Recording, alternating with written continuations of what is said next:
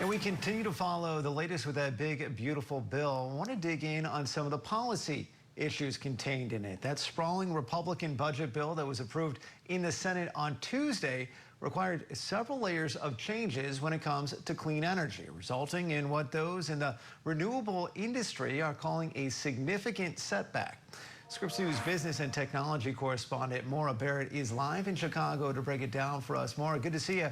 There could still be room for negotiation. We know that this is still making its way through the House, but what do we know about what was included in what was passed in the Senate?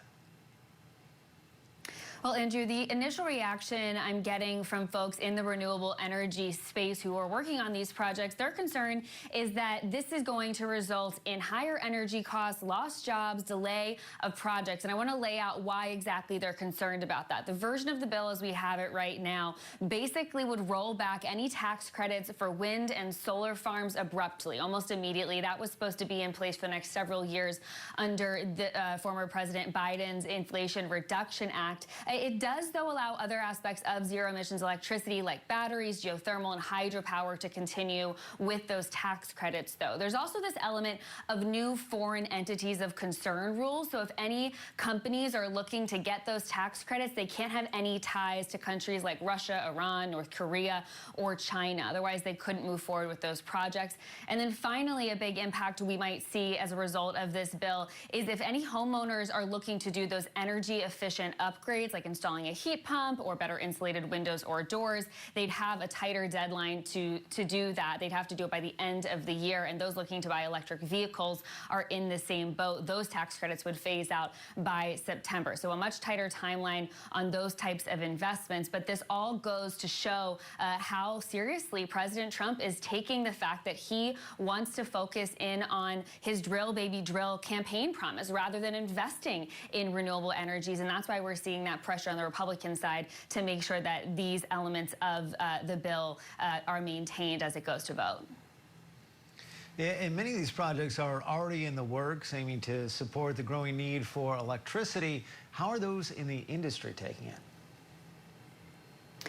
Well, like I said, it's something that they're really concerned about, both from the fact that this would have significant impact in actually fighting the effects and causes of climate change and trying to rectify that. But then there's also the economic factor, right? I spoke with Nat Keohane. He's the president of the Center of Climate and Energy Solutions. He's also an economist by trade, and his team ran the numbers, basically looking at if these elements of the bill took effect. They're estimating we could see 1.6 million jobs lost and an impact of nearly $200 billion in wages lost, and that's estimated through 2035. So the ripple effect of how these would take place.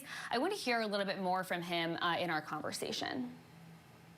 So rolling back those tax credits doesn't just mean we won't have the same amount of electricity. We won't be able to, cut emissions of carbon pollution as much. It also means we won't have that same investment in states and regions around the country. We won't have the jobs and the economic activity that comes with it.